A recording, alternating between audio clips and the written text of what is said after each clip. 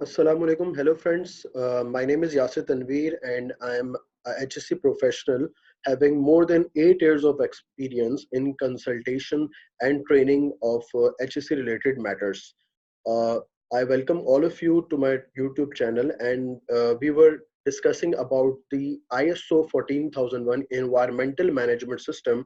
And in this video, we are going to discuss about the requirements of clause number 5 of the standard ISO 14001 2015.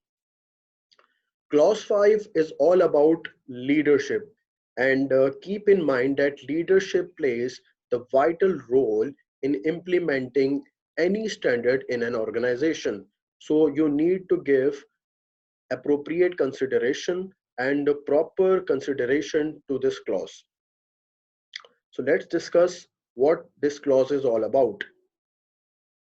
This clause is basically divided into three steps. The clause number 5.1, 5.2, and 5.3.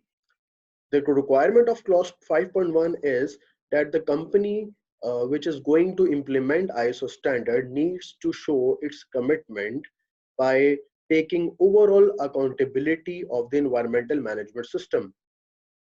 How you are going to demonstrate that leadership is by taking overall accountability of implementing the system. The second thing that can lead to show the commitment exhibited by an organization is the development of objective. As an organization, or you can say as a leader, you need to develop environmental objectives. You need to establish those objectives uh, which are which you are going to achieve during the during the implementation of your procedures particular to the requirement of your organization. Another way in which leadership commitment can be shown is the availability of resources. Anything that needs to be implemented needs resources, and resources can be in terms of workforce. Resources can be in terms of you can say equipments and other requirements. So you need to provide the resources, the necessary resources, essential resources, and in this way you can show leadership commitment. Third point is the communication. Now, what is meant by communication? By communication, we mean that you need to disseminate the importance of EMS up to the up to all the levels of your within your organization.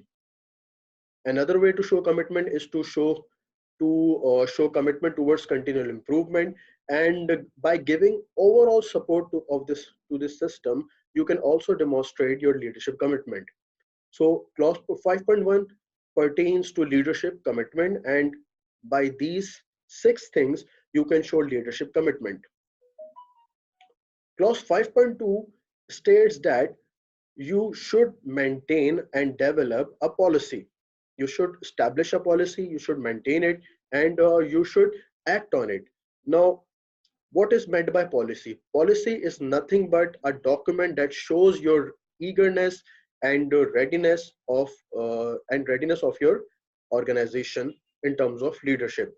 So you need to develop environmental policy, and in that environmental policy you need to show three commitments. The first one is for protection of environment. The second one is for fulfillment of any compliance obligation that that can uh, that can be applied to your organization. And third commitment you need to show in your policy is the commitment for continual improvement. If you show these three commitments in any usage of words, your policy is absolutely complete. Clause 5.3 of this leadership clause states that you need to identify roles and responsibilities. You need to identify them, and you also need to uh, disseminate the information regarding these roles and responsibilities. For example, you need to aware people of their particular responsibilities. So by working on these three sub clauses of clause number 5, an organization can show leadership commitment. And if leadership commitment is articulate, if leadership commitment is up to date, then you can rest assured that your environmental management system can be implemented with ease, and it can bring fruitful results. So that's it for now. Thank you so much. In the next video, we are going to discuss about clause number 6. Till then, Assalamu alaikum wa rahmatullahi wa barakatuh.